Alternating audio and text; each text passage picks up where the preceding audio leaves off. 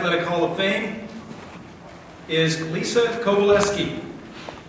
Lisa Marie Kowaleski was born August 27, 1982 to Linda and Chester Kowaleski. She grew up in St. Charles, Missouri with two younger brothers, Mike and David. Despite a torn ACL in the 8th grade, Lisa dreamed of playing basketball in high school and also in college.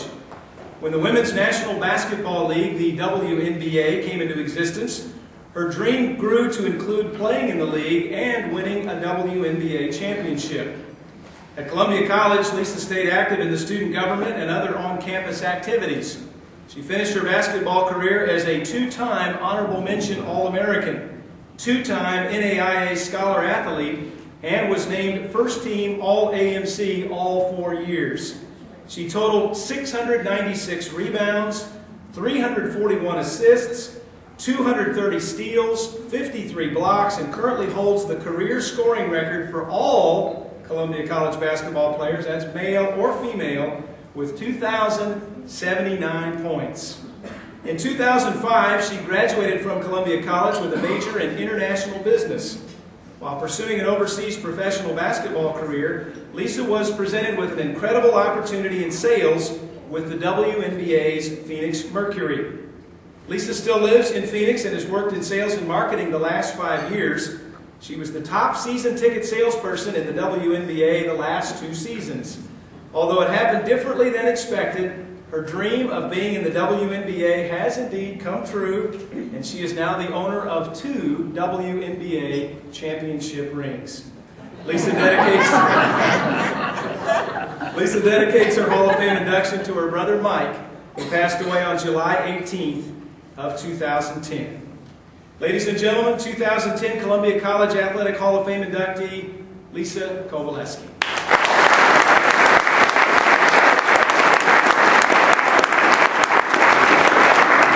I'm in trouble in the alumni game tomorrow by almost getting out of breath going up the stairs. But thank you, John, for your great introduction.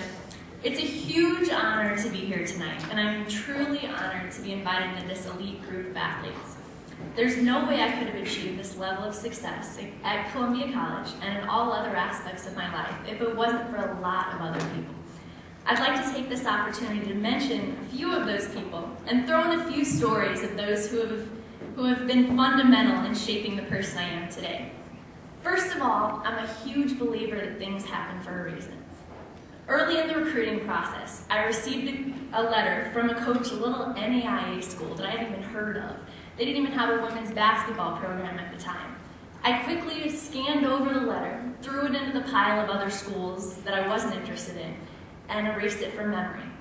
The scholarship offer for the school that I had planned on attending fell through at the very last minute, and Mark Halsell, a friend who had refereed a lot of the high school and college games around Missouri, promised me he would have me a school within a week, very into my senior year.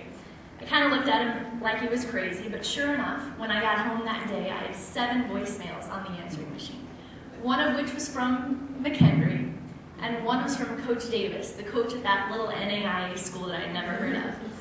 Sure enough, Columbia College turned out to be the perfect situation for me, and I had an incredible 4 years here. I thank Mark for his part in getting me here.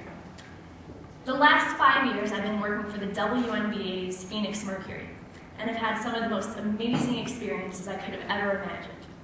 Even though I wasn't playing in the court, like John mentioned, I now have 2 championship rings. This is my favorite. And I finished at the top of the league in season tickets the last 2 years. That job opportunity would have never happened if it wasn't for my experience at Columbia College. Amber Cox was the assistant athletic director up until the middle of my junior year. At that time, she went to take the director of marketing position with the Mercury. And as I graduated, had kept in touch with Amber and was trying to get overseas to play basketball. One day, as it really wasn't working out with that agent, Amber sent me an email saying, "Hey Lise, I know you want to keep playing, but we have a job opening, ... The rest is history, but I thank Amber for believing in my potential. Thank you to all of my former teammates. Starting from the beginning as a first-year program, we bonded instantly and became a family. We wanted to win for each other, pushed each other to be our best, and I thank them for being great on and off the court. Some of my records were mentioned earlier. But when it comes down to it, basketball is a team game, so I thank my teammates for that. From the time I joined my church's basketball club in 6th grade, I was fortunate to have some very talented and dedicated coaches, and they were instrumental in my growth as a player. To those coaches, thank you for your countless lessons and encouragement. Coach Davis, thank you for giving me the chance to be a Lady Cougar. You, Susan, Whitney, and Wes became my family away from home, and you were always there to support us on the team, in your own way. I have to tell one of my favorite stories about Coach Davis. So I came into the gym one day. We were ready to leave on a road trip, and he could tell that I was a little bit down. He pulled me into his office, and as much as I didn't want to let him know, he eventually found out that my boyfriend and I had broken up that day. He was fantastic. By the time I left his office, I was feeling so much better, and we got ready to leave, jumped on the bus. We were leaving the grounds, Coach was driving the bus, and all of a sudden he pulled the bus over. And he jumped up and turned around, "Girls, did you see that?" And I kind of looked at him like he was crazy. We're like, "We don't know what you're talking about, Coach." And he said, "There was a guy running behind the bus, crying and yelling, 'Number 5, number 5, I want to talk to number 5. So thank you, Coach. In all seriousness, though, I thank you for everything that you've done. For example, as much as I hated having to play against the reigning national championship in our first game each season, and going head-to-head with All-American Missy Wilt, who was inducted to the Hall of Fame last year, you knew what it took to help us reach our potential. Thank you for reaching out and being supportive when needed, even until today. Quentin, you back there? I have to give you a shout-out for being my favorite play-by-play announcer. From the wide rights to your never-ending games, of course, with Coach, you were always a bright spot when I came to the gym. You ready for what I'm going to do?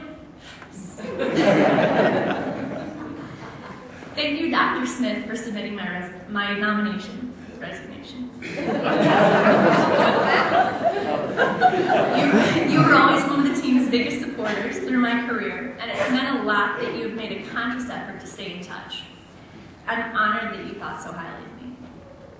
To the Hall of Fame committee, I'm absolutely blown away. I'd hoped that I would be considered at some point, but to be inducted in my first year of eligibility is absolutely amazing. Thank you very much. I look back to the first year of our women's basketball program. There was just an electricity in the air, and we were overwhelmed by the amount of support the community and the school gave us. We knew that we were a part of something special.